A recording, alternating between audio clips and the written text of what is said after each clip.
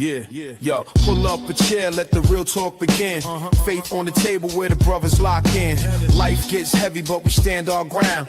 Truth in the room when the circle comes round. No mask, no front, just real man here. Talking about faith through the doubt and the fear. From the grind of the week to the lessons we share. Welcome to the men's round table, pull up a chair. Men's round table series, step inside. Real men, real faith, where the truths collide. Voices at the table where the stories get shared. Welcome to the men's round table. Pull up a chair. Welcome back to the Men's Roundtable Series Spotlight. I'm your host, Mr. U. If you're watching for the very first time, wherever you are and how you're seeing this show, thanks for making us part of your week. We're live on YouTube and Facebook. And of course, you can find all of our work across all social media and all podcast listening platforms. This show is the sister show to our Men's Roundtable Series podcast, which airs every Thursday night at 7 p.m. EST, where men discuss issues that are germane to men specifically. This show is a one-on-one interview segment for that same type of topic. So thanks again for watching and joining us. In the studio with us today, head life coach, administrative coordinator for the College of Charleston's Life Design Coaching Center. He's also the author of Sincerely America and the founder of the Initiation Source. Benjamin John Lee's with us. John, Benjamin, Lee, all of you guys, how you doing? I am quite well, Yusuf. How are you today? Good, man. So good to see you, man. All right, well, this show is a little bit different from what our other shows are doing, but we're talking to men specifically. That's primarily our audience. I know we have women that jump in sometimes that have comments. We talk to those people as well. But for this show, it's about the male experience, the male condition, if you will. So all of our questions and comments kind of lean toward that. But good to have you here. Good to see you. I love your instant thoughts on the American male. When you hear that, the American male, the American man, what exactly comes to mind for you immediately? Where does your mind go? My mind for the American male, I would say, goes straight to a demographic of individuals who derive their self-worth from productivity. And I think that is one of the major hurdles that men have to overcome in their lifetime, is escaping the trap of thinking that they are only worthy of love and validation and respect if they are producing something for somebody else. Wow.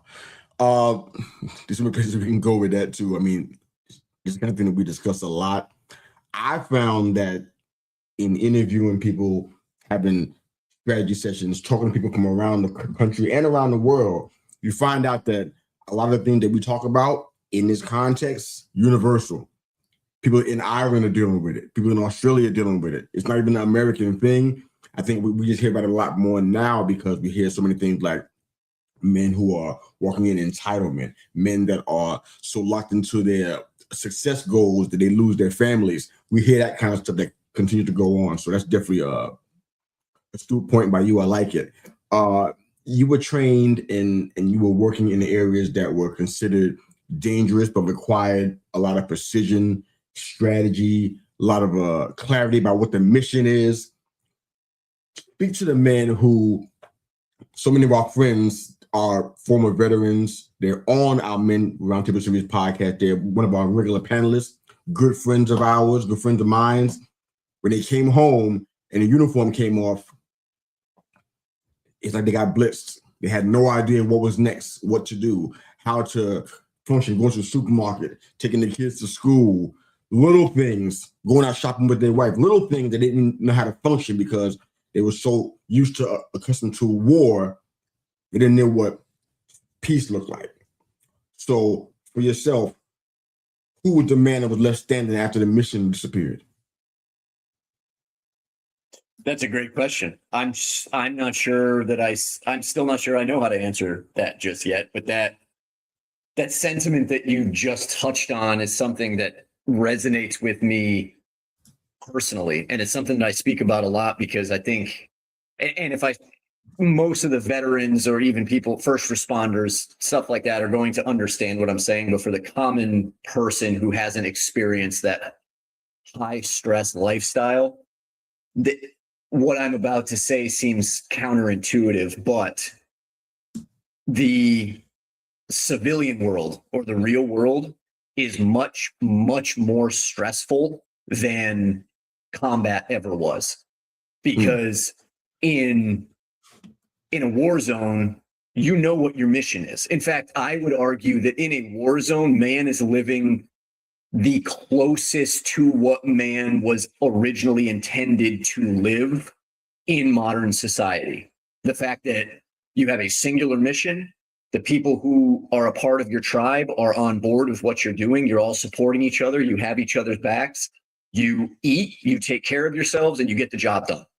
And, you know, if you look at most of the centuries in human history, like that's all we were put here to do was to live, to nurture, to pass on our wisdom, and then to die and let the next generation take over. It's in the complexities of this modern world that we find ourselves in that we get overwhelmed with choice. And then we get decision paralysis, because it's like when you're overseas and somebody hands you an MRE to eat, there's no choice in that. You don't have to decide what you're eating. It's I'm eating this food because it's fuel so I can get the mission done. Then you come home and you're standing in the cereal aisle and you're looking at 4,000 different types of cereal. And it's like, it's not that I don't know what to choose. It's that I don't even want this. This does not resonate once you experience the primalness of combat, and it doesn't have to be combat, just any situation that mirrors what I think human existence was meant to be. Once you step into the real world and it's like, I have to worry about what day bills are coming out of my account, and I have to worry about whether the pipes are leaking in the car. And it's like all of these micro stressors add up to be so much more than the stress that's experienced during combat. And that's not to say that the stress you experience during combat isn't profound and doesn't have an effect on your nervous system, but I would actually trade the stress, or I would trade the stress of the modern world for combat any day of the week. And when I say that, most people can't understand what I mean by that. Yeah. No, I'm with you. I think the more I hear about stories like this, I get it. I think I'm starting to understand, at least a little bit anyways. I feel like the view that we have of the non-combat, non-military life, the civilian life, if you will, there's still a war going on, but I feel like people don't think of it like that, and I think it's to their detriment. I'm coming at that from a totally spiritual viewpoint, based on my belief system and what I've learned and read and understood through life experiences for several decades now. But there's still a war going on. It's just different. It requires a different helmet. It requires different weapons. Still a war going on. I feel like people just walk through this life and they don't realize, you know what? You still got to have a shield. You still need a sword. It's different. You can't let your guard down in every situation just because you're not in a foreign country on foreign soil. You still got to do that. So I think that's one of the areas that we forget, and men especially. I think we deal with this a lot in all of our men's content, and I think what you're saying kind of speaks to that. When you return home, I guess it's not really a male perspective.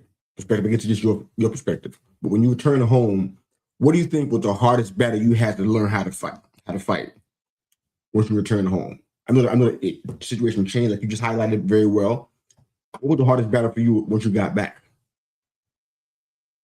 The one with myself. It's been interesting.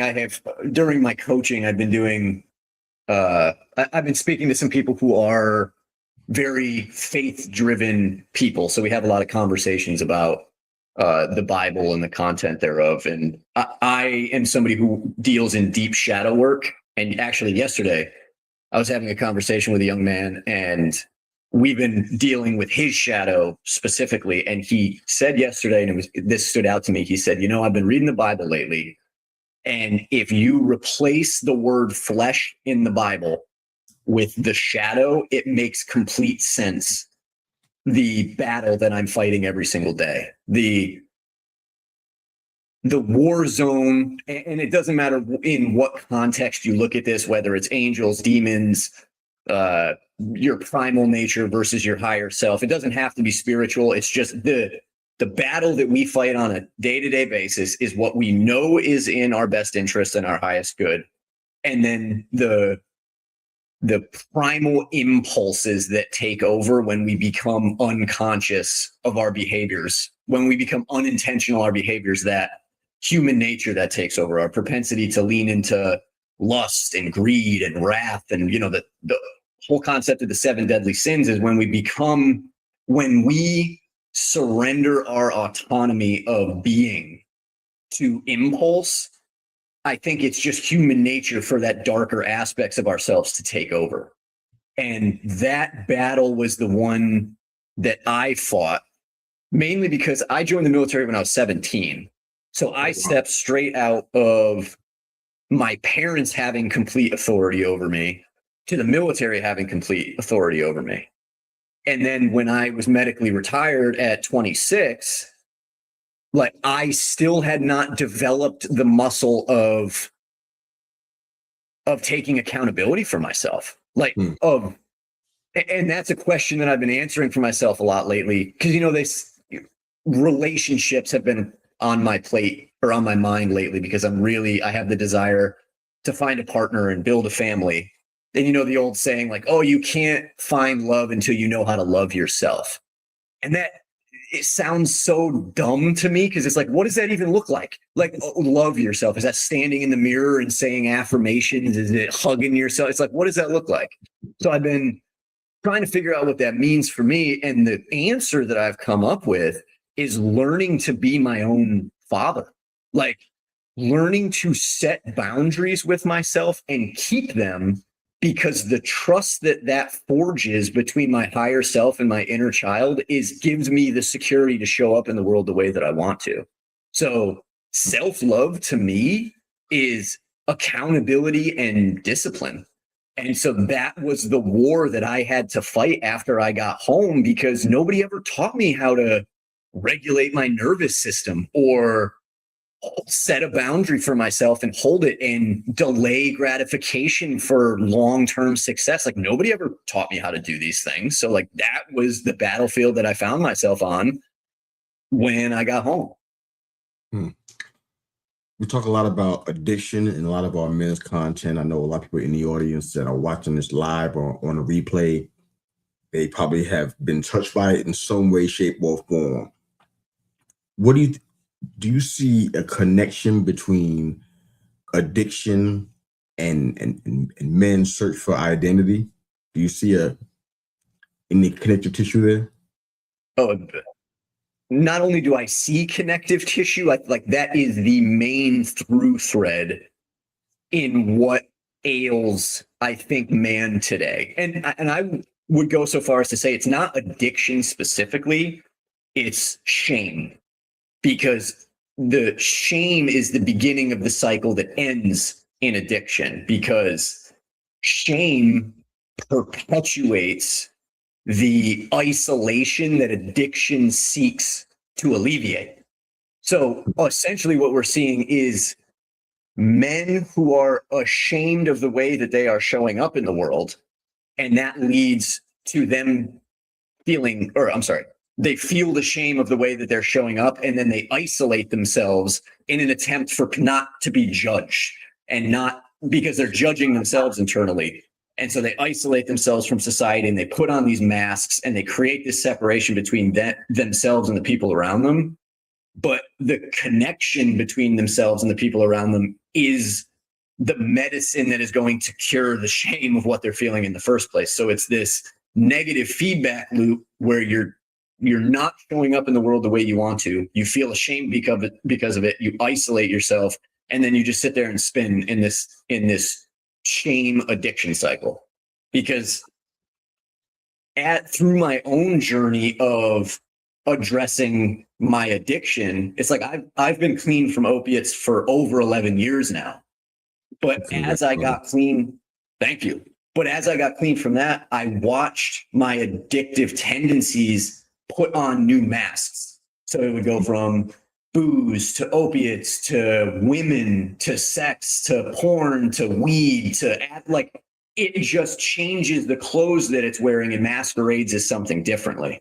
And it's not until you take a step back and stop trying to address the specific desire for a specific substance, but say, what is the root cause that is driving me to engage in this behavior? And 9 times out of 10, I can almost guarantee it's that you feel disconnected because you're ashamed of the way that you're showing up. If you want to salve that disconnection, then you really need to take a look at the things that you are doing to make yourself feel ashamed of yourself. Yeah, that's good, man. All right. I want to try to squeeze in a couple more questions if I can. You're at the point now, Ben, where you're training and coaching others. You're helping with identity transformation. And as you mentioned, a lot of shadow work. If you had to strip everything down to my ranks, titles, jobs, sometimes you have to do that in coaching. Strip those things. I know it's definitely done in the military. You got to strip down those titles, jobs, all the labels to help a man restart from zero and kind of rebuild himself. As brief as you can, what's that look like when you do that? Grieving. And I deal with grief a lot. And it's not what we're taught that grief looks, grief. People think of grief and they go, oh, well, I lost a loved one and now I'm sad and I'm crying because I lost that person.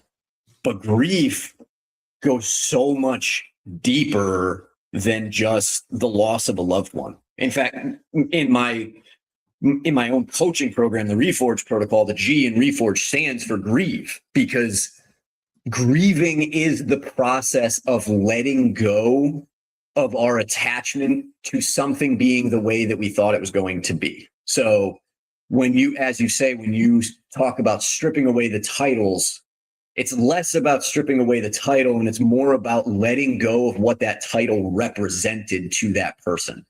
So if they're very hung up on, oh, well, I was a colonel or I was a CEO or I was a CFO or whatever it is, it's like, okay, what does that title represent to you? Like, what validation is being given to you through that title? And getting them to understand, or getting them to let go of whatever attachment they have to whatever that title is serving, is the first step in them allowing themselves to even consider showing up in the world a different way. So we get so attached to these outcomes for the future that sometimes we can walk right by what's meant for us because it doesn't look exactly like what we thought our future was supposed to look like. And the first step in that process is grieving that future that we thought we were going to live that we are now letting go of. And the trap in that is people think that grieving something means that they're never going to get it, that they have to let go of it completely. And that's not true. When you grieve something, you're just energetically putting yourself in the position that if that doesn't look the way you thought it was going to look, you're going to be okay, because you know whatever life gives you is going to be better than the way that you were picturing it in the first place. So that identity transformation hinges on that beginning step. Well, it's not the beginning step, but that pivotal step of grieving the life and the identity and the image of yourself that you thought you were going to show up in the world with. Excellent stuff, man. We got your contact information up on the screen for you guys that are listening to us but not watching us live or on replay. TheInitiationSource.com. That's how you can reach Ben, find out more about his work, his book, Sincerely America, which we'll speak to in a second. TheInitiationSource.com. It's also in the show notes and in the comment section if you're watching this live or on replay. Final question, I'd like you to help us out with this before we close the broadcast out, Ben. Look you to speak to the man. I know you wrote a book, Speaking to America. I'm getting into it. It's really an interesting read so far. Great work by you. If you can you kind of speak to the men, not even in America, but around the world, that are probably watching this show or will watch this show. I don't know what you want to say to them. If you're inspired to say one central point or offer one central point, by all means, this is your moment for that. Take about 120 seconds. Speak to the men around the world, around the country, whatever's on your heart, and then we'll close out for today. Go ahead. I actually have a letter in my book specifically addressed to men. And So I'm going to mirror the sentiment that I wrote in the book to men. And that is, I just want to say, like, thank you. Thank you for all of the uncongratulated work that you do every single day. The work that nobody sees, the days that you get out of bed and put a smile on your face and show up for your family and your wife and your community, even though nobody is stopping to check in to see how you're feeling or doing. Thank you for that, because that is literally what makes the world go round, is finding that inner strength to show up for those around us, even on days where we don't have the energy to show up for ourselves. And I know that it can get hard when nobody sees what you're going through, when nobody sees those demons creep up on you, when nobody sees the internal battles that you're fighting. But I know what you're going through. And if you need somebody to talk to, reach out and talk to me, because I get it. And I want you to know that all of the effort, all of the energy, all of the work that you're putting in is paying off. And even if the people around you aren't saying thank you, hopefully my thank you means something. And because I genuinely mean it. Thank you for showing up for yourself and those around you, because that's how we're going to change the world, is to continue to show up even on the hard days. So thank you. Thank you for everything you do on a day-to-day basis. Thank you for being here, sir. Founder of the Initiation Source, the author of Sincerely American, head life coach at College of Charleston's Life Design Coaching Center, Benjamin John Lee. Thank you for your time, sir. Community is definitely the key, and we talked about that offline, and we're going to be talking about that a lot more in days and soon to come, man. But thanks for being a part of this conversation, and thank you guys that are watching and listening today. You can find us on YouTube, Facebook, and wherever you get your podcast from, across social media. You can find this show. You can find this episode with Ben on it. Thank you again for your time, Ben, and thanks again for watching and listening, everybody. Have a great day.